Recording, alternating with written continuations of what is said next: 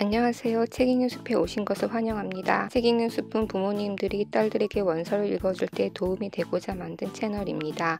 저는 책 읽는 숲을 지키는 숲지기 그리고 작가이자 번역가인 유윤환입니다. 딸들이 과학기술계로 진출하도록 영감과 용기를 불어넣어줄 8번째 책으로 The Girl Who Drew Butterflies, How Maria Merian's Art Changed Science, 나비를 그린 소녀 마리아 메리아는 어떻게 과학을 바꾸었는가를 선택했어요. 조이스 시드먼이 글을 쓴 이 책에는 과학자이자 화가인 마리아 지빌라 메리안이 직접 그린 그림이 풍부하게 들어가 있어요. 글밥이 있어서 초등학교 고학년 이상이 읽기 좋아요. 저학년이 읽을 때는 그림과 사진을 중심으로 보다가 고학년 때 본격적으로 읽기를 추천합니다. 유아나 초등 저학년에게는 말가리타 앵글이 글을 쓰고 줄리 패치키스가 그림을 그린 Summer Birds, The Butterflies of Maria Merian, 여름새 마리아 메리언의 나비도 추천합니다. 과학자이자 화가인 마리아 지빌라 메리아는 1647년 독일에서 태어났어요. 아버지 마테우스 메리아는 뛰어난 동판화가 지리학자이자 유명한 출판업자였고 새아버지인 야콥 마렐은 꽃을 그리는 유명한 화가였죠.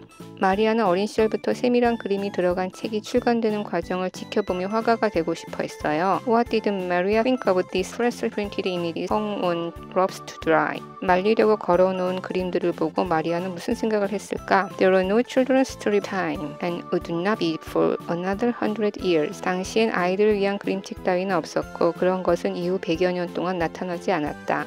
Did these images from foreign lands take hold in her imagination instead? 대신에 그림에 담긴 먼 나라의 모습들이 마리아의 상상력을 사로잡진 않았을까? 그런데 그림 말고도 마리아의 마음을 사로잡은 것이 있었어요. 바로 곤충이었지요. 새아버지의 공방에는 꽃과 곤충 그림이 많았는데 그림 속의 곤충을 들판에 나가 직접 관찰하는 것처럼 어린 마리아를 기쁘게 하는 일도 없었어요. 게다가 새아버지는 마리아에게 자연을 관찰하고 그리는 법을 친절하게 가르쳐 주었지요. 13살이 될 무렵 마리아의 뛰어난 그림 실력을 보고 훌륭한 화가가 될 거라고 예언했다고 해요. 그리고 이때부터 마리아는 곤충을 채집하고 기르며 관찰하는 것이 취미였어요. From youth on, I have been occupied with the investigation of insects. 어렸을 때부터 나는 늘 곤충을 조사하고 관찰하는 것에 푹 빠져 지냈다. 마리아 지빌라 메리안. 물론 당시 평민 여자아이들은 학교에 갈 수 없었어요.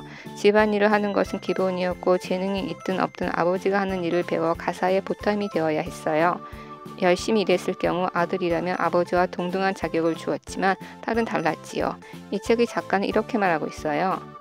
She might also work as an artist or a male family member as long as it didn't interfere with her other duties. 그녀는 다른 의무를 소홀히 하지 않는 한 아빠나 오빠를 도와 예술가로서 일해도 좋았다. They worked just as hard and with equal skill as male craftsmen, and their contributions were essential to their family's financial success. 그들은 남성, 아빠나 오빠, 장인이나 기술자들과 동등한 기술로 그들만큼 열심히 일했고 가정 경제를 일으키는 데 꼭 필요한 존재였다. Although not given proper credit, they were the heroes of many a busy workshop. 비록 적절한 보수를 받지 못했지만 바쁜 작업장의 영웅들이었다. 마리아가 살았던 17세기 유럽 사람들은 나비는 날씨가 따뜻해지면 하늘에서 뚝 떨어지는 여름새라 생각했어요. 보기 흉한 애벌레와는 전혀 상관없다고 믿었지요. 반면에 농작물을 갉아먹는 애벌레뿐만 아니라 벼룩 같은 곤충들은 악마가 보낸 전령이라 믿었어요. 당시는 아직도 마녀 사냥의 잔재가 남아있었기 때문에 악마가 만든 곤충을 좋아하는 것은 위험한 일이었어요. 하지만 마리아는 과학자로서 자질이 풍부한 아이였어요. 뒤에 태어날 린네, 다윈, 파브르보다 먼저 종교적인 편견을 버리고 생명체를 객관적으로 바라보기 시작했지요. 그리고 곤충 하나도 소중한 생명체라고 믿었어요. 마리아는 누에를 키우면서 중요한 사실을 깨달았어요. 알은 애벌레로, 애벌레는 번데기로, 번데기는 누에 나방으로 변해 하늘로 날아올랐어요. 곤충의 변태 과정을 처음으로 관찰한 순간이었죠. 이 일은 자연을 연구하려는 마리아의 호기심에 불을 당겼어요. 곧 수많은 다른 나비, 파충류, 양서류들의 변태를 관찰해 세밀하면서도 아름다운 그림으로 나타내 보았어요.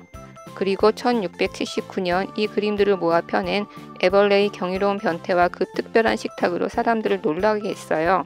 애벌레라 음식 쓰레기 속에서 저절로 생겨난 것이고 나비와 상관없다고 믿었던 사람들은 이 책을 보고서야 변태 과정을 이해하게 되었어요. As Maria discovered, all butterflies and moths undergo complete metamorphosis, which means they move through four very different phases: egg, larva, pupa, and adult. 마리아가 발견했듯이 모든 나비와 나방들은 자라면서 완벽한 변태 과정을 거친다. 즉 알, 애벌레, 번데기, 성충이라는 4단계를 거친다는 뜻이다. 1685년 메리아는 불행한 결혼 생활을 끝낸 뒤 어머니 2딸과 함께 독일을 떠나 네덜란드로 갔어요. 종교 공동체에 들어가 생활하기 위해서였지요. 마침 이 단체는 네덜란드 식민지였던 남아메리카의 수리남에 있는 한 귀족으로부터 후원을 받고 있었어요. 메리아는 수리남에서 보내온 곤충 표본을 보면서 언젠가 이 미지의 땅으로 건너가 미지의 생물을 연구해 보겠다고 결심했어요. 그리고 몸담았던 종교단체가 재정난으로 해체되자 당시 유럽 무역의 중심지인 동인도 회사를 찾아갔어요. 이 회사는 탐험가들을 지원해주기로 유명한 곳이지만 여성인데다가 나이가 많다는 이유로 마리아의 신청을 번번이 거절했어요. 마리아는 화가이자 교사로 일하면서 몇 번이나 다시 도전한 끝에 결국 나중에 지원금을 모두 되갚겠다는 조건으로 승낙을 받았어요. 이렇게 해서 그녀는 52살에 둘째 딸만 데리고 수리남으로 떠나는 배에 올랐지요. 수리남에 도착한 마리아 모녀는 매일 새벽 흑인도에 몇 명만 데리고 밀림으로 가서 곤충을 채집했고 표본을 만들고 그렸어요. 또 곤충의 생태와 변태를 관찰하기 위해 집에서도 키웠죠. 나비, 매미, 꽃무지, 노린재, 거미, 메뚜기, 개구리, 뱀, 악어 등 열대의 수많은 동식물들을 관찰하며 그림에 담았어요. 아주 작은 생물도 아끼고 사랑했기 때문에 사람들이 두려워하는 독벌레도 서슴없이 만졌다고 해요. 하지만 말라리아에 걸려 몸이 약해진 뒤 2년 후 예정보다 빨리 귀국해야 했어요. 그리고 이후 3년에 걸쳐 수리남에서 가져온 자료를 정리해 60여 장의 동판화로 표현해 묶은 수리남 곤충의 변태란 책을 썼어요. 이 책은 자세한 설명글과 새를 공격하는 타란툴라, 제비아를 노리는 보아뱀, X선 사진처럼 정확히 애벌레의 내부 구조까지 다양한 자연의 모습이 담겨 폭발적인 관심과 인기를 끌었죠. 러시아의 표트르 대제까지 그녀의 작품을 구해오게 할 정도였다고 해요. 수리남 곤충의 변태는 섬세한 묘사와 강렬한 색상이 특징인 그림이 아름답기도 했지만 동물, 서식지, 먹이로 연결되는 생태계와 성장 과정을 정확히 관찰하고 기록한 자료로서도 높이 평가받았어요. 하지만 마리아 지벨라 메리안이 죽고 18세기와 19세기를 지나는 동안 그녀는 사람들로부터 거의 잊혀졌어요. 남성 지배 문화에선 정식 교육을 받지 못한 여성 화가이자 과학자는 철저한 무시 대상이었기 때문이에요. 일부 남성 과학자들은 그녀의 관찰 기록이 거짓이라고 비난하기까지 했어요.